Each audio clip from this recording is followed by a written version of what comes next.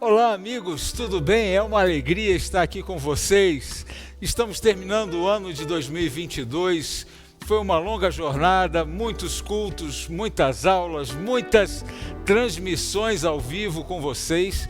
E agora nós vamos fazer uma pausa técnica para nos reestruturarmos e preparar um 2023 poderoso. Cultos, mensagens, estudos bíblicos poderosos para 2023.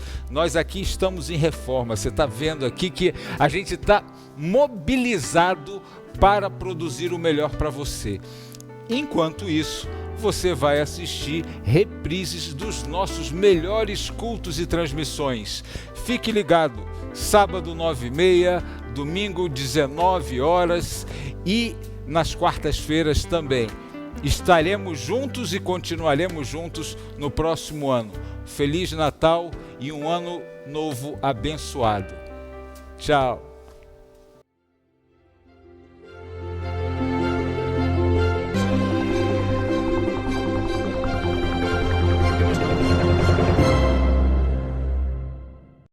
Feliz sábado, que bom que nós estamos juntos para adorar o nosso Deus maravilhoso, né? Quando está calor, é bom demais vir no sábado para a igreja. A gente se refresca na palavra. Quando está frio, é bom demais vir na igreja. A gente se aquece na palavra. Ou seja, todo dia é dia de vir para a igreja. Todo momento de adoração oficial é momento de você pegar a sua família, vir com ela e adorar a Deus. Tá tudo bem, vem louvar, vem agradecer, vem celebrar as bênçãos.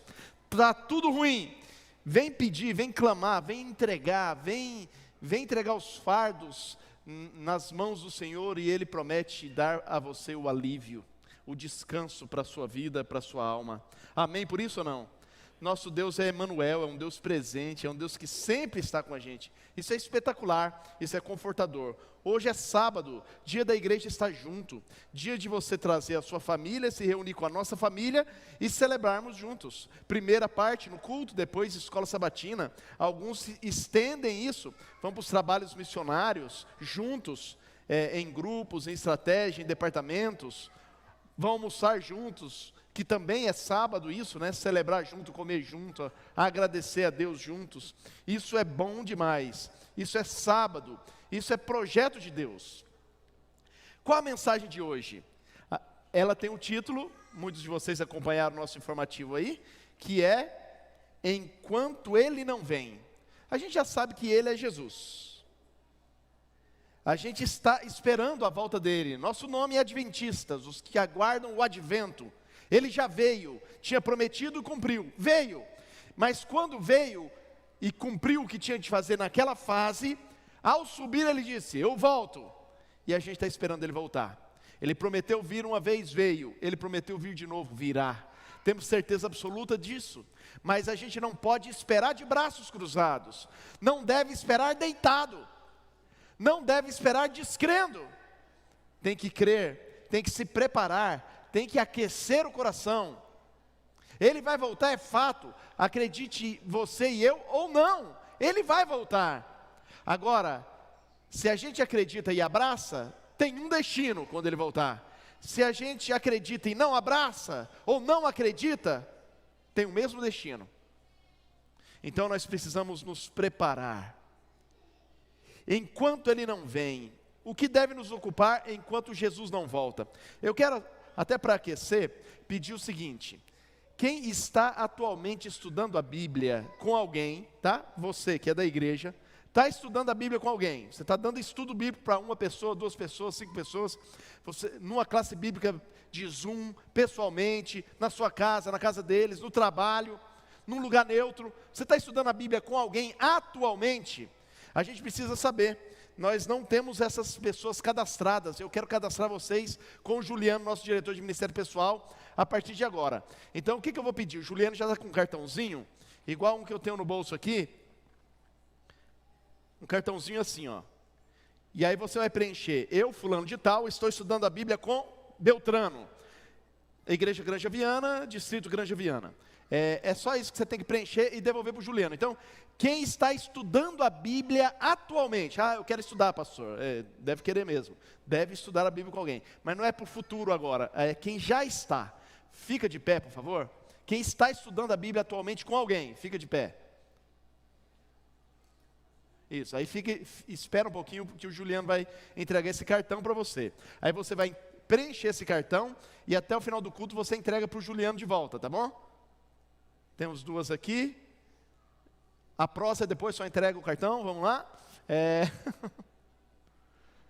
Tá, então quem está estudando a Bíblia, o Juliano vai passar nessa ala, depois vai passar na de cá, e aí vocês entregam o cartão, peguem o cartão com ele e entreguem para ele até o final do culto, tá bom?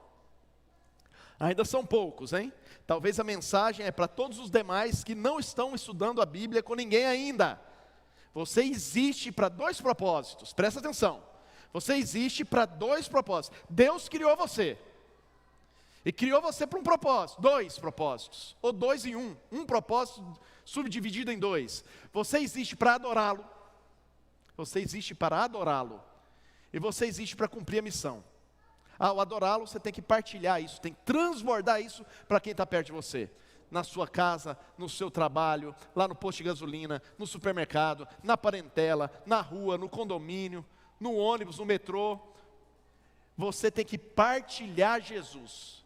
Até porque se você existe para adorá-lo, as pessoas vão se contagiar com essa sua adoração. A adoração não é só na hora do culto. A adoração não é só na igreja, sábado, domingo, quarta-feira.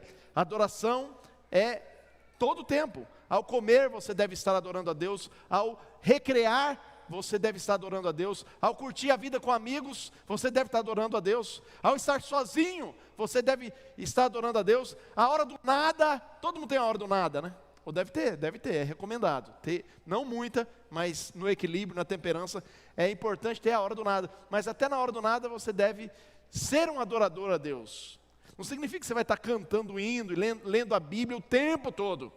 Embora você sempre tenha que ter um cântico no coração e ter ciência que luz para os teus lâmpada para os teus pés e luz para os seus caminhos é a palavra dele. Mesmo quando você não está diretamente lendo a Bíblia ou diretamente cantando, você deve estar adorando a Deus. Você existe para isso. Por que eu estou dizendo isso? Primeiro que parece óbvio, mas muita gente que se diz crente não vive assim. Não vive adorando a Deus. E tem um sério risco de estar frustrado na jornada da vida e no fim da vida. Porque se você existe para um propósito e esse propósito não é cumprido, isso vai gerar em você frustração. Porque você não alcançou o propósito pelo qual você percorreu o caminho. Você existe para adorar a Deus. Se a sua vida não for uma vida de adoração, o tempo todo o tempo, em todo lugar, você vai se frustrar. Se você não cumprir a missão, que é transbordar essa adoração, contagiando quem está perto de você, você vai se frustrar. Você pode conseguir a profissão dos sonhos, o curso dos sonhos, a família dos sonhos, a conta bancária dos sonhos. Você pode conseguir as suas mais diversificadas aspirações. Mas se você não viver uma vida de adoração a Deus e de cumprir a missão, partilhar o Evangelho, as boas novas que te motivam com as pessoas que convivem com você, você vai ser um frustrado, uma frustrada. Eu não quero que você seja frustrado. Você pode ser missionário em terras longínquas. A gente teve uma música abençoada de alguém de uma terra longínqua, né? A Simone Menezes, ela é cantora da Novo Tempo, lá na ala hispana. E a gente aqui da Granja é abençoado com programações, tendo pessoas especiais usadas por Deus como a Simone. Louvado seja Deus pelo ministério da Simone e outros cantores além mar. Mas tem missão aqui também, no Brasil, aqui em São Paulo, aqui na região da Granja Viana, na região de onde você mora, onde você trabalha. Tem missão para ser cumprida, tem rebanho para ser cuidado. E eu pastoreio de todos os crentes, não é só do pastor Alex. O pastoreio é de todos os crentes. Se você é crente, você tem que pastorear, tem que cuidar de pessoas, tem que cumprir a missão. Você existe para isso. A gente está numa correria, é ou não é? Século 21, São Paulo. Estamos numa correria desenfreada, mas a Bíblia alerta: correria desenfreada atrás do vento. Temos que parar e pensar e repensar nas prioridades da nossa vida. E as prioridades da nossa vida giram em torno dos nossos propósitos, entendeu?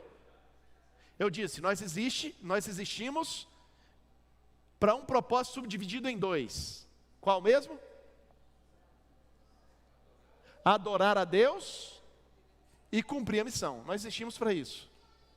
Se a gente existe para isso, o nosso correr, o nosso movimentar, tem que ser para cumprir esse propósito. Eu tenho que estar ciente que tudo que eu fizer, eu estou caminhando para cumprir esse propósito. Pelo dicionário, propósito é intenção, intenção de fazer algo. É um projeto, é um desígnio. Uma segunda definição para propósito é aquilo que se busca alcançar, é um objetivo, é uma finalidade, é um intuito. Só uma licencinha para eu beber água aqui que está.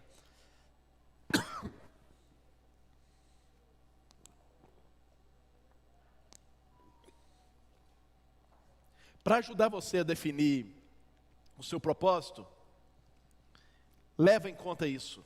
Leva para a vida. Eu já repeti várias vezes, com a finalidade didática. Entenda, isso é sério. Isso é fruto de profunda análise e reflexão do propósito divino para você, através do manual daquele que te criou. O seu manual de funcionamento é esse aqui, ó, a Bíblia Sagrada. Ela vai construindo na trajetória do resgate do divino ao pecador, que sou eu e você, vai deixando claro esse propósito subdividido em adorar a Ele e cumprir a missão de partilhar com outros que também devem adorá-lo, para todos subirem juntos. Para lhe lembrar, adorar a Deus e cumprir a missão. Se fosse você, até anotava no cantinho da Bíblia, isso é para a vida, não é o tema de um sermão, é um tema de uma jornada. Você existe para cumprir a missão e adorar a Deus. E se questione sobre tudo que você fizer, se você está caminhando, se o que você está fazendo ou deixando de fazer, está colaborando para a sua adoração a Deus e o cumprimento da missão.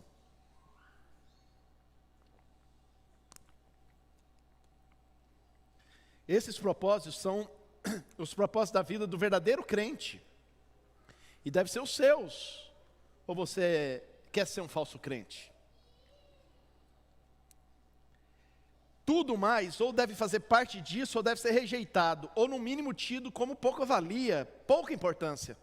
Se não me ajudar a adorar a Deus, se não me ajudar a cumprir a missão, ou não vale nada, estou fora, ou eu não vou dar muita importância. Lembra do salmo daquele considerado segundo o coração de Deus, Davi? Salmo 23, o mais conhecido. O Senhor é meu pastor, nada me faltará. Ele me faz repousar sobre pastos verdejantes. Guia-me pelas veredas da justiça por amor do seu nome. Guia-me mansamente, né? Ele me dá alimento, Ele me dá repouso, Ele me dá refrigério, Ele me dá remédio, Ele me dá proteção. Tudo isso diz o Salmo 23. Mas o resumo do Salmo 23 realmente é a primeira frase.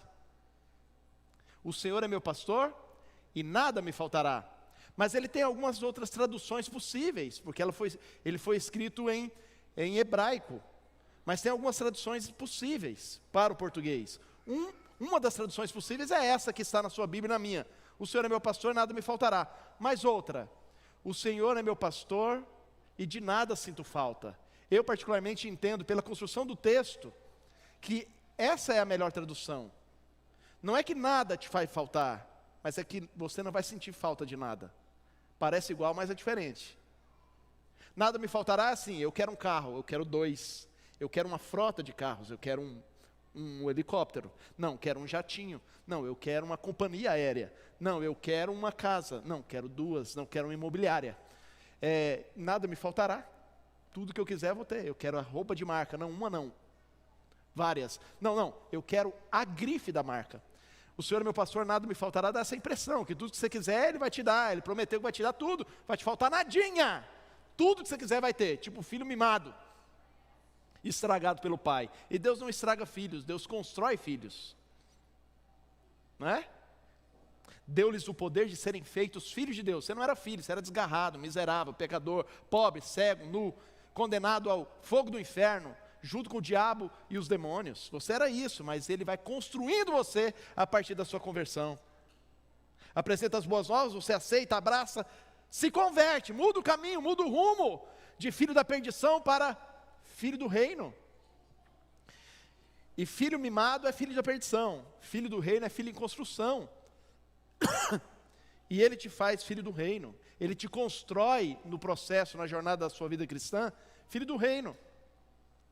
Diferente de filho mimado, então ele não vai te dar tudo. De propósito, ele não vai te dar tudo. Mesmo que ele tenha tudo, ele não vai te dar. Por amor a você, porque se te desse, te estragaria. Como os pais às vezes fazem com filhos, né? O Senhor é meu pastor. E sendo Ele o meu pastor, sendo Ele o seu pastor, nós não vamos sentir falta de nada. Mesmo de algumas coisas que outros entendem como importantíssimas, não vamos sentir falta. O Senhor sendo o meu pastor, eu não preciso de mais nada. Alguém aí parafraseou, colocou em uma ideia em palavras mais atuais. O Senhor é meu pastor, eu preciso de mais nada.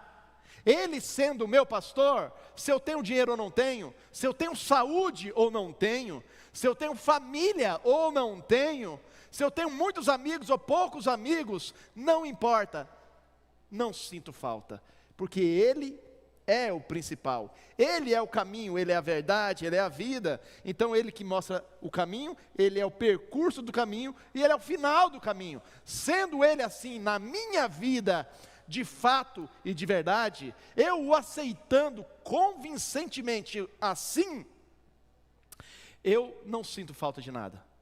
Eu posso ser um rico feliz ou um pobre feliz, um saudável feliz ou um doente feliz. Porque a minha felicidade não está na saúde, minha felicidade não está na família, minha felicidade não está no status, na aspiração, no emprego, no desejo, na conta bancária, vermelho ou azul.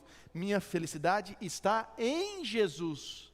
E a felicidade estando em Jesus, o resto é percurso. O resto está no caminho, mas não é o meu caminho. Passo por essas coisas para chegar onde quero chegar, mas eles não são a finalidade. Eu não estou no caminho por essas coisas, por essas situações. Estou no caminho por Jesus. O Senhor é meu pastor, eu não sinto falta de nada. O Senhor é meu pastor, eu não preciso de mais nada. Ele é suficiente. Ele é o eu sou na minha vida. Ele é o eu sou. Eu sou. Eu sou o consolo, eu sou o pai, onde te faltou o pai. Eu sou a mãe, onde te faltou a mãe. Dia das Mães, alguns estão saudosos porque não tem a mamãe, ou nem teve mamãe. Teve, né, porque nasceu, mas tá, morreu, a mãe morreu cedo, ou abandonou você. Ainda que uma mãe viesse do seu filho se esquecer, o eu sou está aí para completar, entendeu? Ele completa você.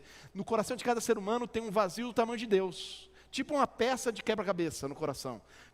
Enche com droga, com bebida, com desvios sexuais, com qualquer outro tipo de vício, com trabalho, com família. Tenta preencher esse buraco do tamanho de Deus no seu coração com qualquer outra coisa, e eu já te adianto, você vai se frustrar. Não vai encaixar, não vai encaixar. Todo coração humano tem um buraco de um quebra-cabeça, uma peça de um quebra-cabeça, do tamanho de Deus. Só encaixa Deus ali. Se encaixar, você se completa. Você não sente falta de nada. Se ele não encaixar, você vai tentar pôr qualquer outra coisa junto, no lugar, vai colocar a família no lugar, não vai dar certo, o trabalho no lugar não vai dar certo, o dinheiro no lugar não vai dar certo, a fama no lugar não vai dar certo, o status no lugar não vai dar certo. Por isso a gente vê um monte de gente famosa, rica, cheia de status, poder, suicidando, em crises terríveis, se perdendo. Por quê? Porque tenta colocar no espaço do tamanho de Deus outra coisa.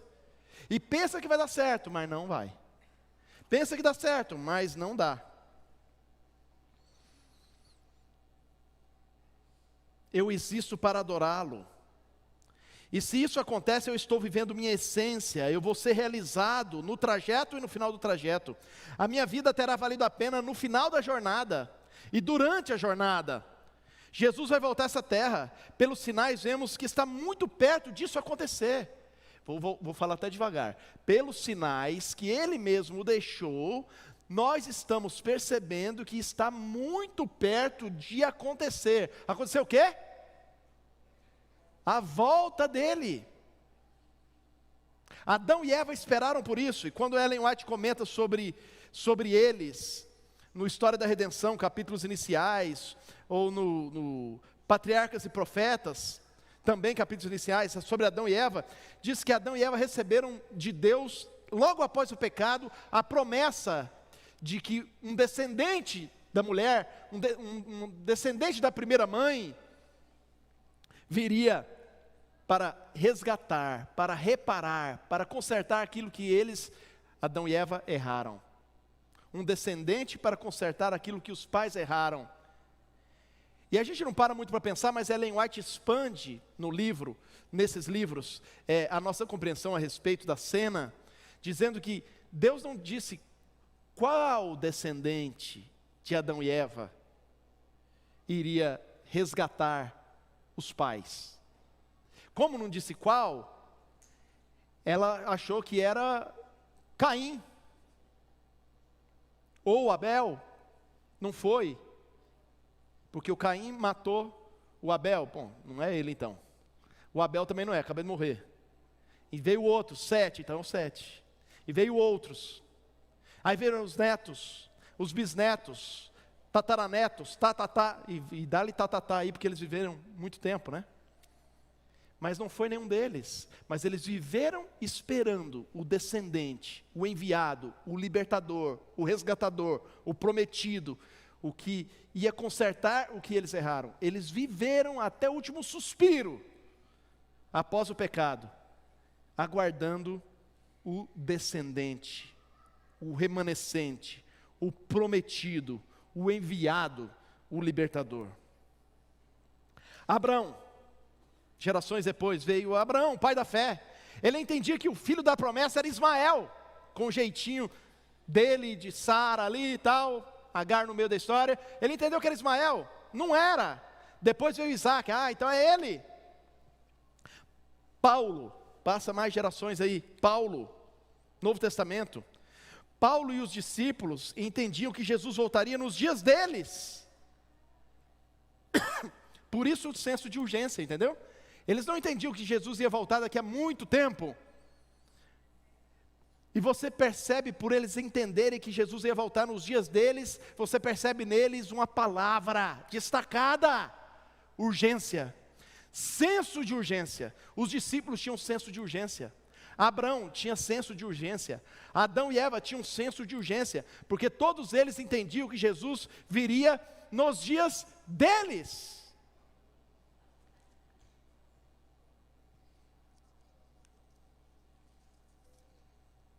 Eles viveram longe. Agora eu quero comparar estes personagens com você e comigo. Vou adicionar até mais um grupo aqui, os pioneiros da Igreja Adventista do Sétimo Dia. É um orgulho para nós, santo, bíblico, um orgulho santo bíblico, saber que essa igreja veio de um movimento profético, descrito em Daniel, endossado e detalhado em Apocalipse. Essa igreja não surgiu ao acaso, surgiu com um propósito para Deus. Essa igreja surgiu para finalizar o cumprimento da missão, para ele voltar.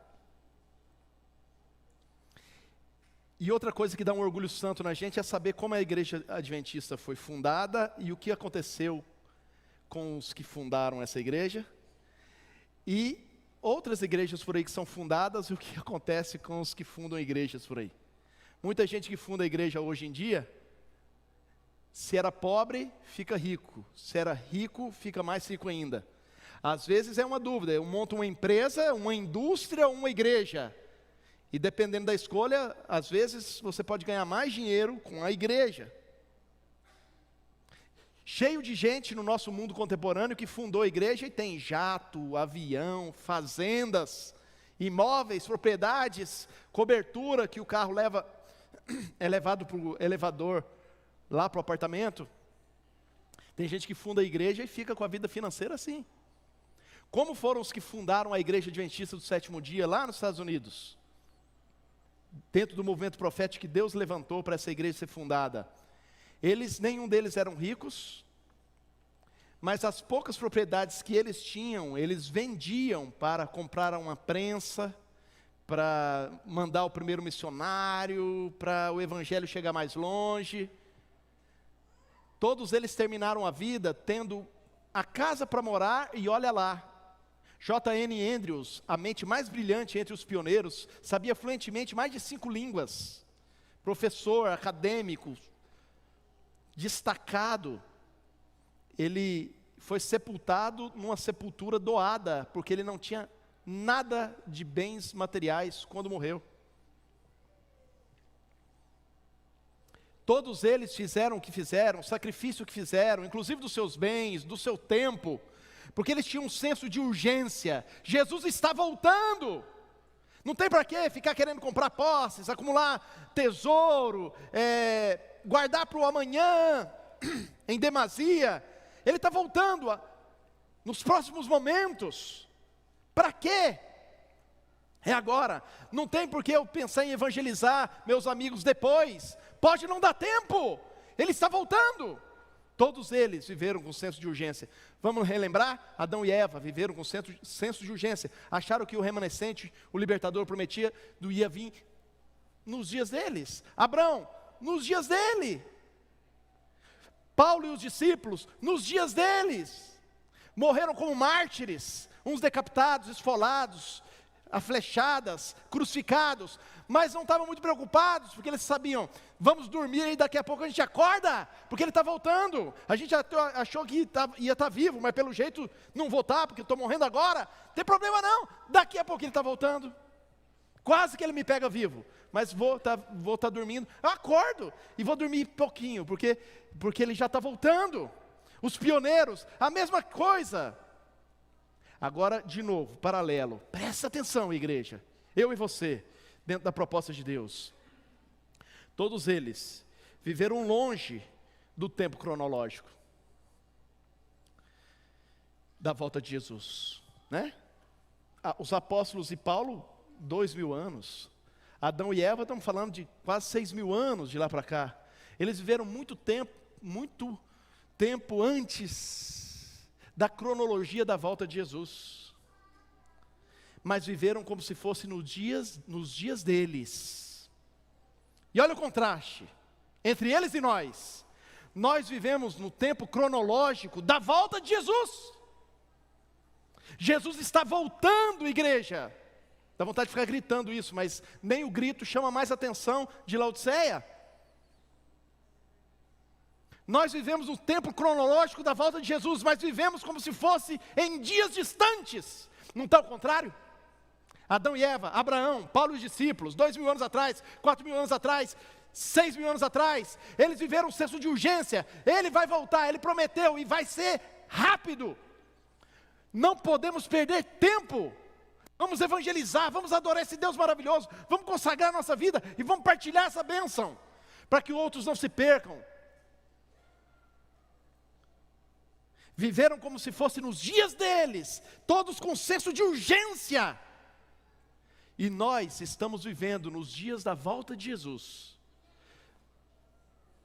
Mas, como se o negócio fosse demorar ainda. Está longe, está longe.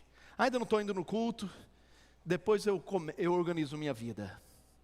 Eu ainda não estou lendo a Bíblia como deveria, mas depois eu organizo a minha vida. Tem muita gente perto de mim que ainda não sabe de Jesus. Eu sou um crente lá no meio deles, mas ainda não estudei a Bíblia com muitos que eu digo amar. Mas dá tempo ainda. Dá tempo ainda. Eu vou terminar meu curso, eu vou estabilizar primeiro, vou esperar meus filhos crescerem um pouco, vou sair dessa crise atual. Depois. Estamos vivendo nos dias da volta de Jesus, mas como se isso estivesse muito longe ainda.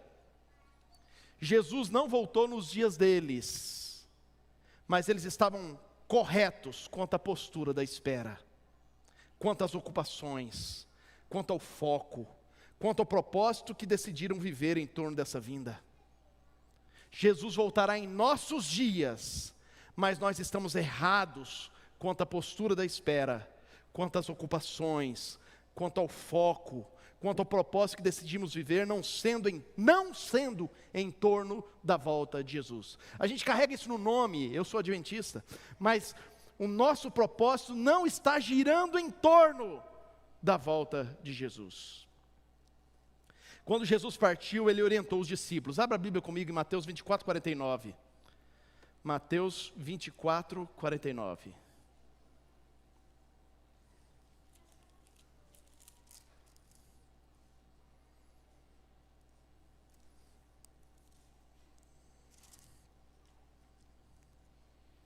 E eis que envio sobre vós, é Jesus dizendo, ao subir, eis que eu envio sobre vocês a promessa do meu Pai.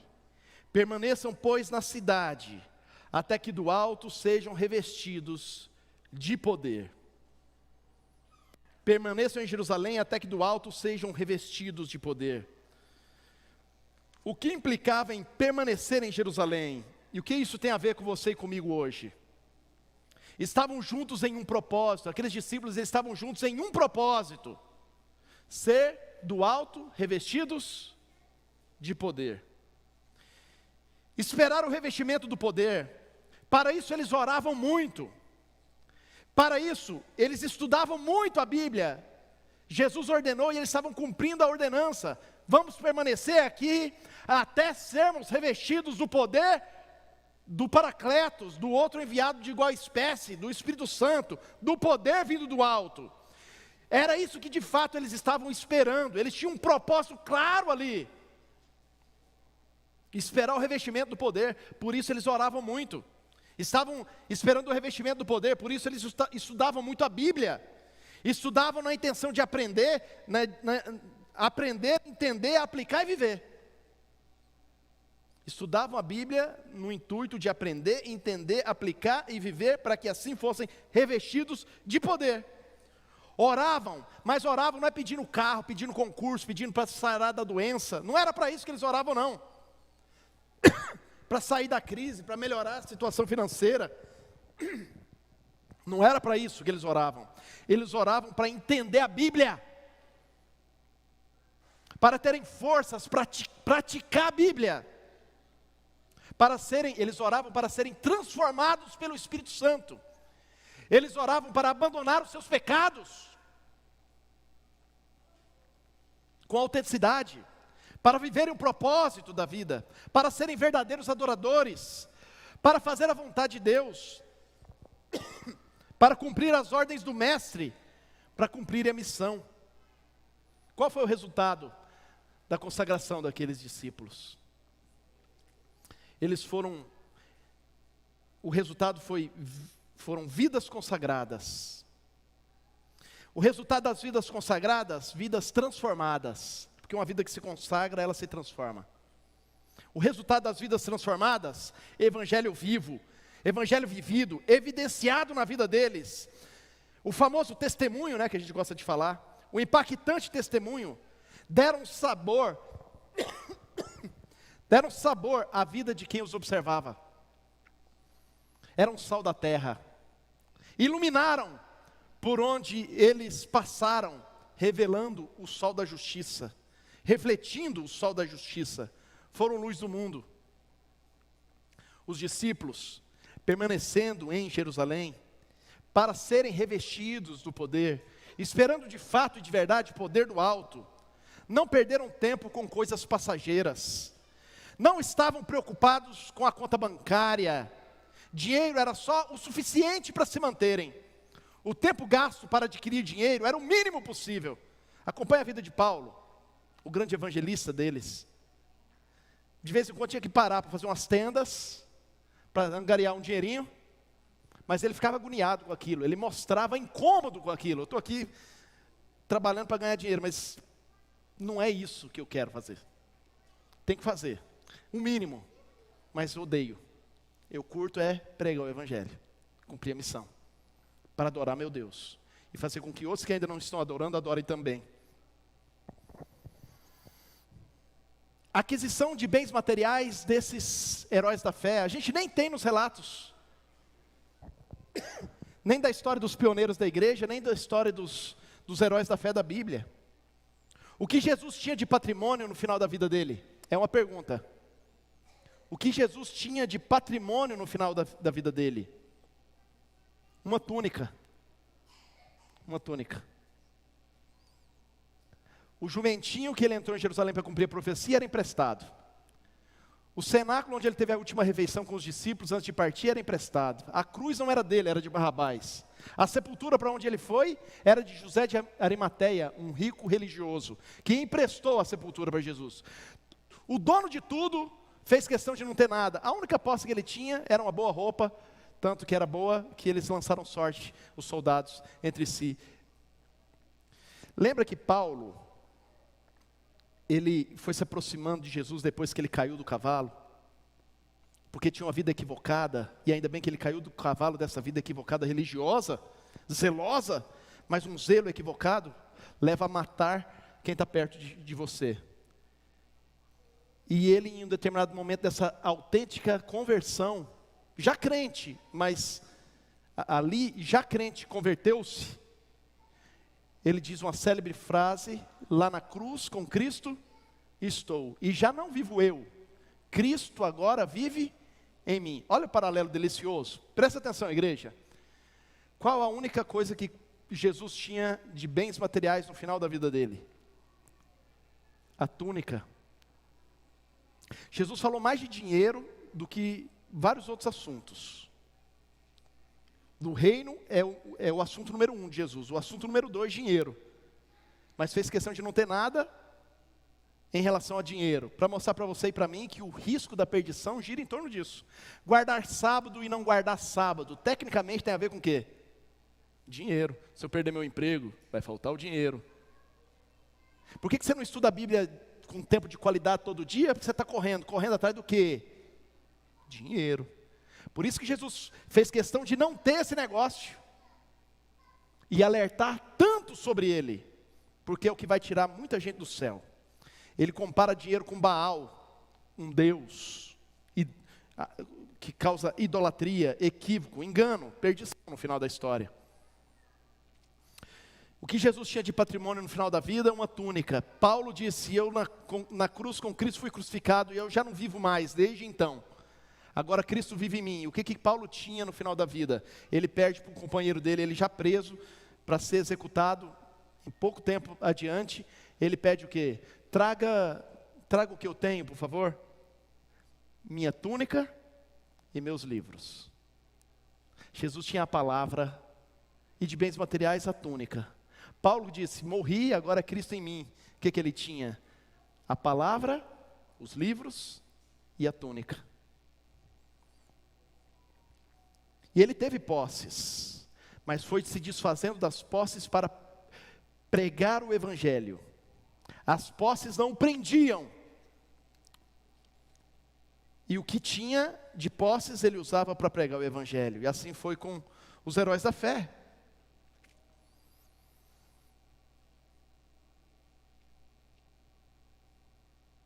Eles não perderam tempo acompanhando vidas de ícones sociais.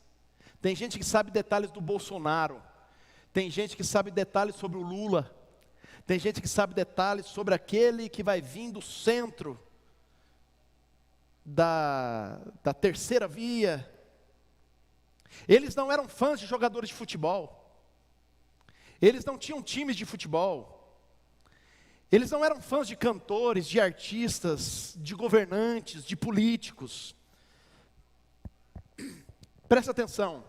Enquanto os de fora de Jerusalém acompanhavam Roma, os de dentro de Jerusalém acompanhavam aqueles personagens humanos que se destacavam em levantes para libertá-los de Roma.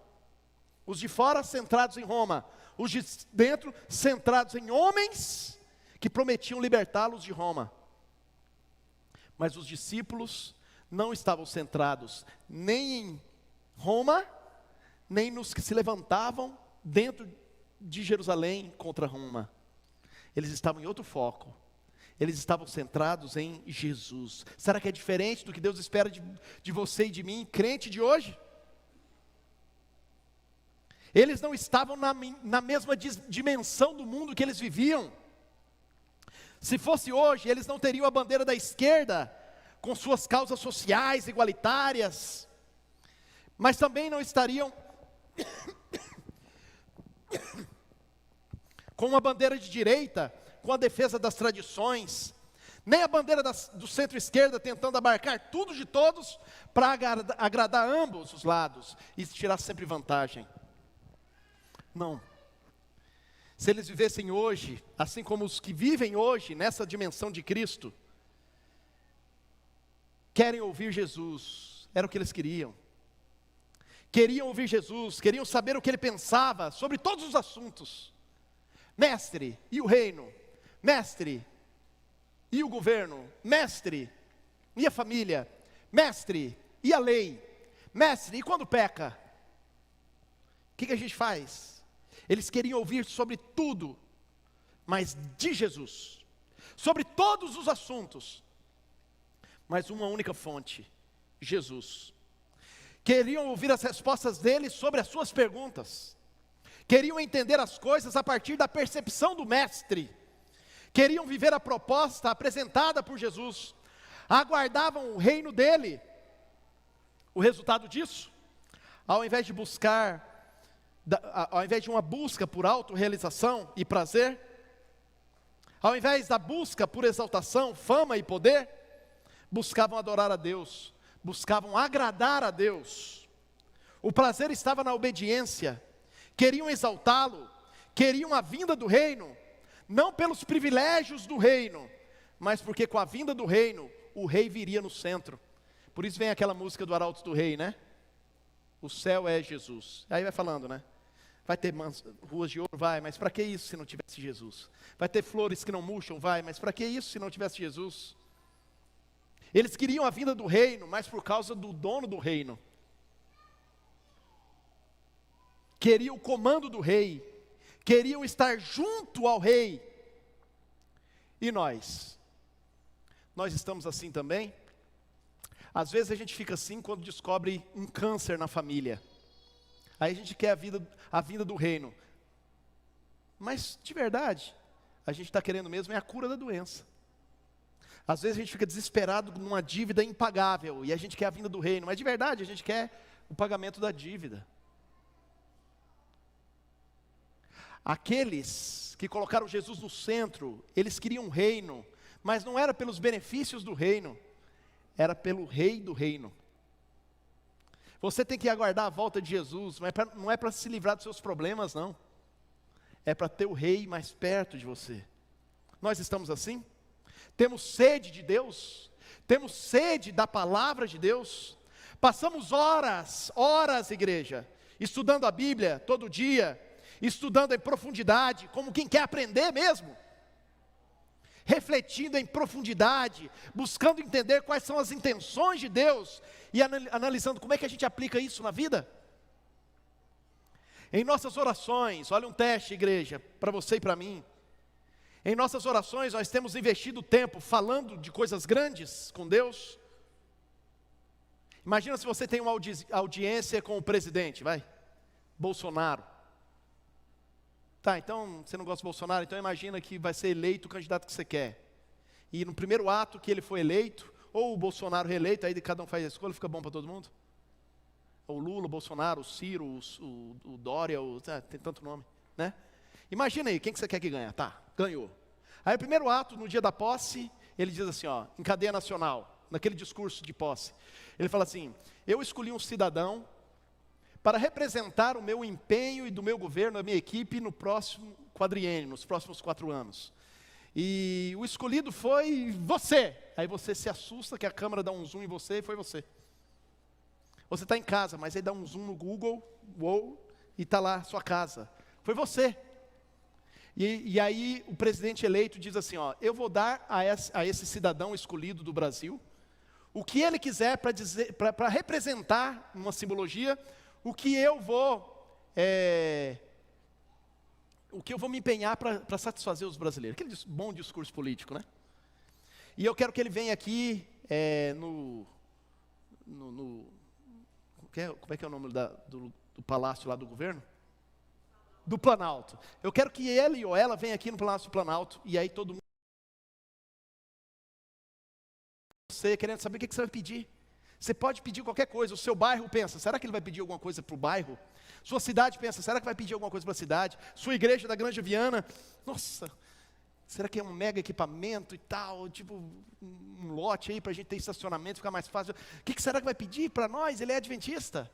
Ou ele é da Granja? O que ele vai pedir para a Granja? Ou ele é paulistano? O que ele vai pedir para São Paulo? O que ele vai pedir?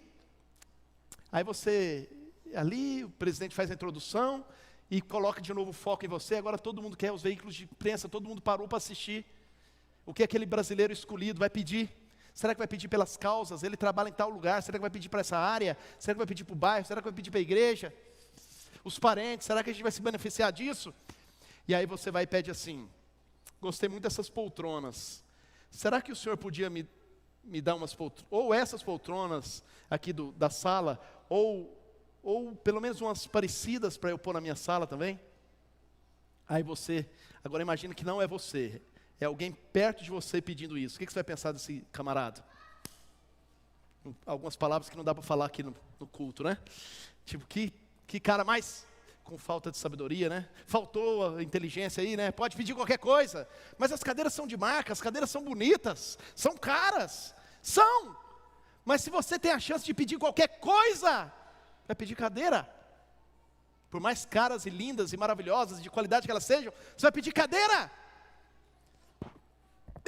Ridículo. Então, na maioria das vezes eu e você somos ridículos assim. Credo, pastor. Você pode pedir qualquer coisa para o dono do reino.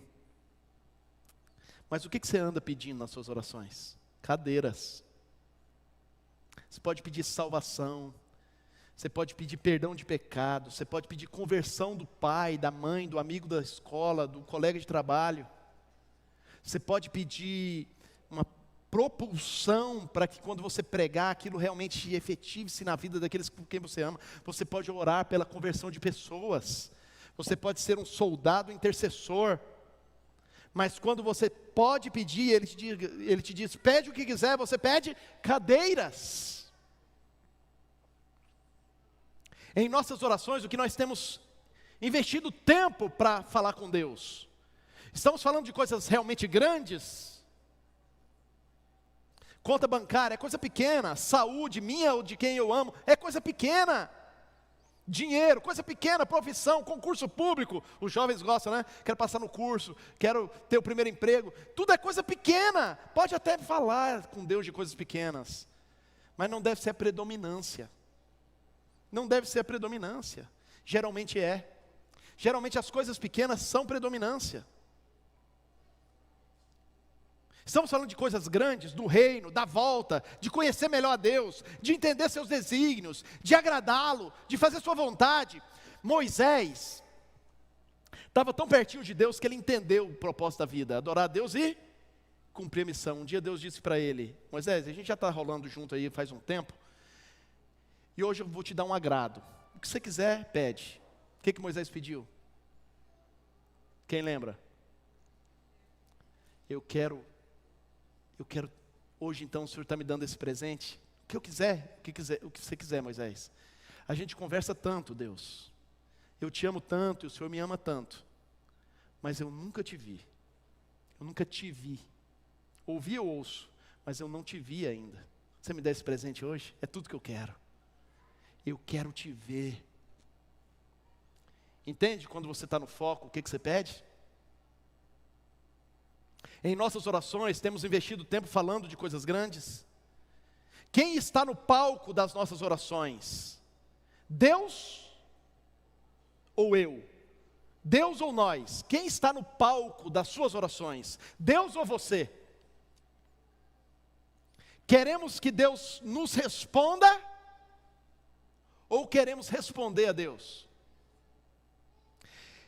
Queremos que Deus nos sirva? ou queremos servir a Deus? Isso tudo é revelado na forma como a gente ora. Há um grande diagnóstico seu nas suas orações. Quando você ora, você se atenta para fazer a vontade de Deus, ou você quer que Deus faça a sua vontade? Você quer que Deus te atenda, ou você quer atender a Deus? Você quer que Deus te agrade, ou você, quando ora, quer agradar a Deus? Quem está no palco das nossas orações, Deus ou nós? Quem está no palco da nossa vida, Deus ou nós? Se Deus está no palco, eu não sou o mais importante. Por outro lado, se eu estou no palco, Deus não é o mais importante. Como igreja, nós precisamos retornar ao foco, precisamos voltar aos propósitos de Deus para o seu povo. Lembre-se que o povo de Deus não era Israel ou Judá, mas o remanescente dentro de Israel e Judá. Lembre-se que o dragão não está irado com nenhum desses grupos, evangélicos, adventistas, cristãos no geral. O dragão está irado, de acordo com o Apocalipse, contra o remanescente. E quem é o remanescente? Qual religião? Quem é o remanescente? Os que guardam os mandamentos de Deus e têm o testemunho de Jesus. Os que vivem para adorar a Deus e cumprir a missão. O dragão está irado com os que guardam os mandamentos de Deus e têm o testemunho de Jesus. O dragão está irado contra os remanescentes. O dragão está irado com o que sobrou dos verdadeiros crentes que levam Deus a sério. Os que priorizam o reino. Os que andam com os pés na terra e os olhos no céu. Por que o dragão está irado contra eles? Porque são justamente eles, para eles, que Jesus voltará para buscar. Porque são eles que exaltam a proposta. Tem muito crente rebaixando a proposta bíblica, teológica, cristã. Lembra de Gandhi? Seria um cristão não fosse os cristãos. Tem muito crente rebaixando a proposta. O diabo não está irado com eles, eles colaboram com o diabo. O diabo está irado com os que sobraram, os que continuam levando Deus a sério na sua geração. É para eles que Jesus voltará para buscar, por isso o diabo está irado contra eles. Porque eles revelam Jesus, o Salvador, de maneira autêntica e correta. Porque eles que mostram o plano de Satanás como dando errado, entendeu? Os verdadeiros crentes, os remanescentes, os que sobraram, os poucos que levam a Deus a sério a cada geração, são os que jogam na cara do planeta e na cara do próprio diabo, que o plano dele deu errado. São eles, os remanescentes, que evidenciam o fracasso do maligno. Entendendo isso, a gente entende porque sofre quando leva Deus a sério. Entendemos porque tanta ira em torno de nós quando estamos buscando viver sem ira. Você já viu? Quando você tenta viver certo, como tem gente que fica irada contra você, as circunstâncias ficam iradas contra você. Entendemos porque tanta impureza nos assediando enquanto estamos buscando viver cada vez mais puros. Entendemos porque sofremos. Igreja, presta atenção, nós estamos no tempo de Laodiceia, mas não devemos ser Laodiceia, entendeu?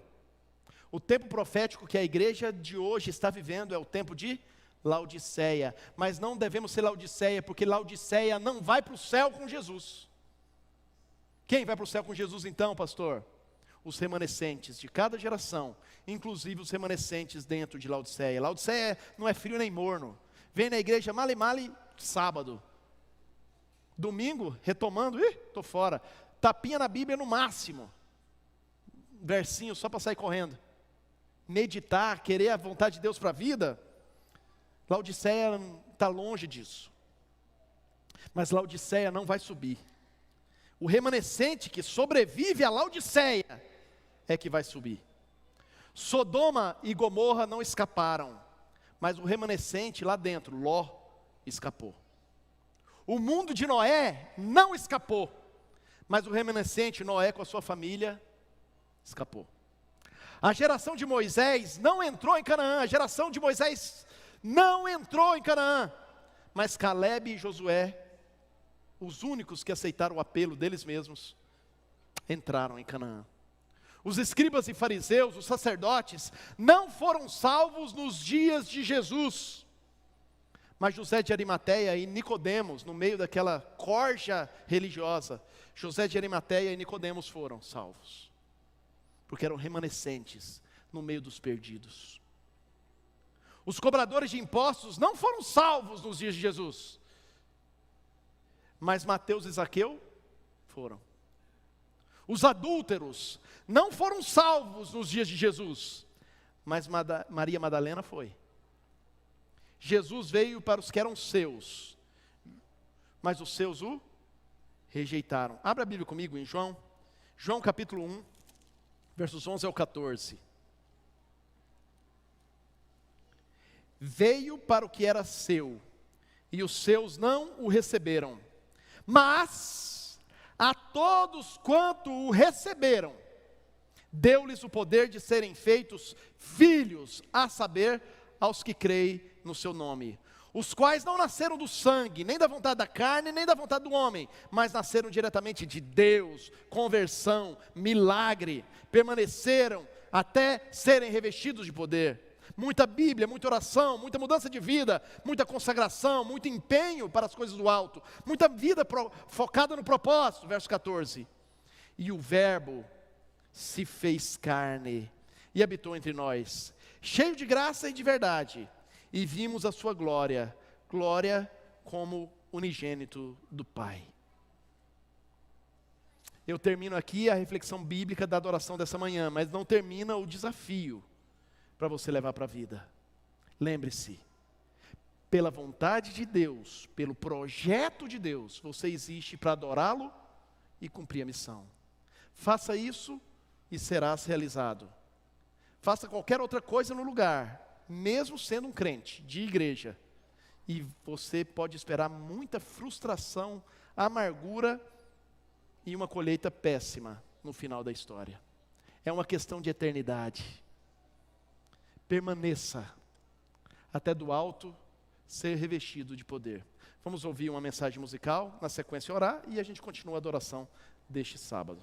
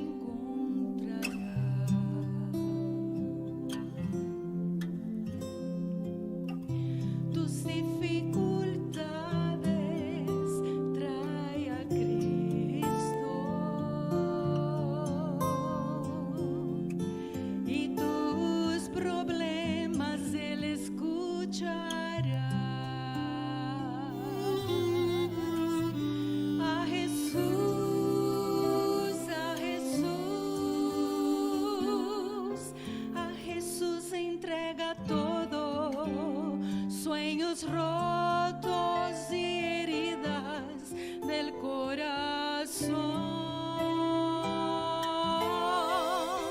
A Jesús, a Jesús entrega todo, y la tristeza en gozo cambiará.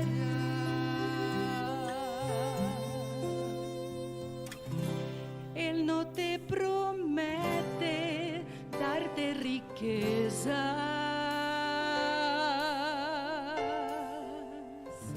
si te ha prometido un cielo azul.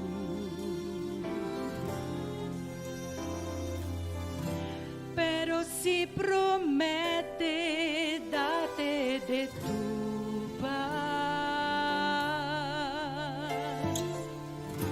y un corazón limpio de verdad. A Jesús, a Jesús, a Jesús entrega todo, sueños rotos y heridas del corazón.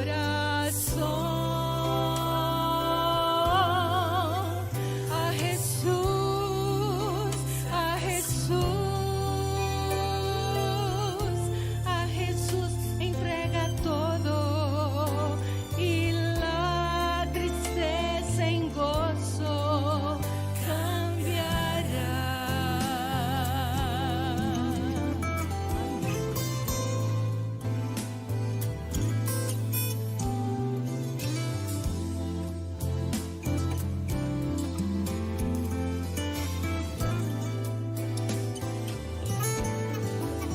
A Jesús, a Jesús,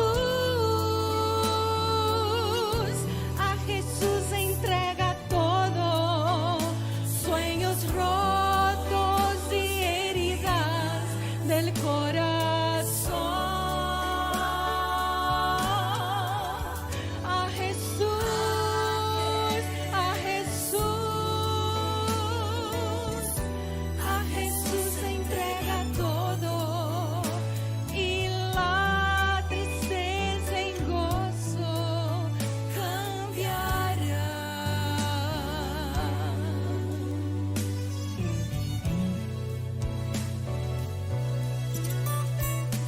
Y la tristeza en gozo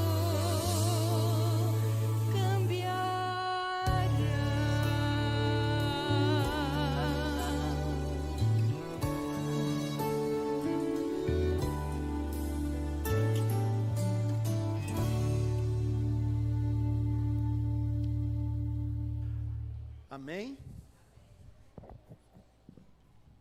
Um bom incentivo para você, antes de eu orar, hoje vai ter a reunião dos Anjos da Esperança. A ideia é que a gente adote as famílias de interessados a Novo Tempo que moram perto de nós aqui, e cada família adote um, dois dessas famílias interessadas, para a gente ganhá-los para o reino. E aí você adora a Deus e cumpre a missão. Que hora, Juliana, é a reunião? 17 horas, tudo bem, alguns não vão poder, mas quem pode, venha. E os que não puderem, a gente vai ter outros momentos, mas é muito importante. Pensa nisso, tá? Fica de pé comigo e vamos orar.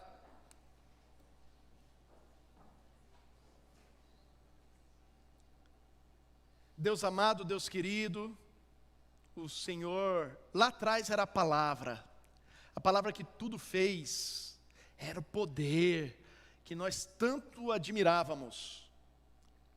Mas em um determinado momento, o Senhor se traduziu mais perto, tornou-se carne e habitou entre nós.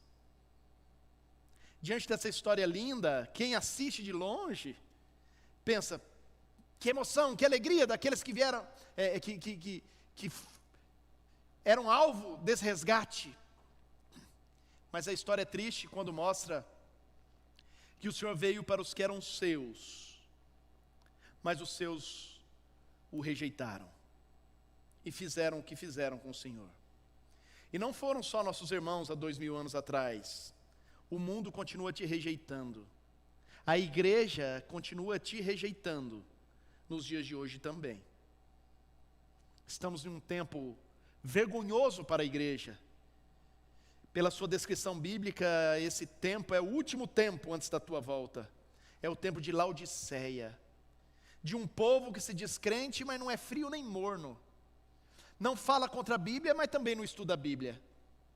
Não escarnece de Deus, mas também não adora a Deus.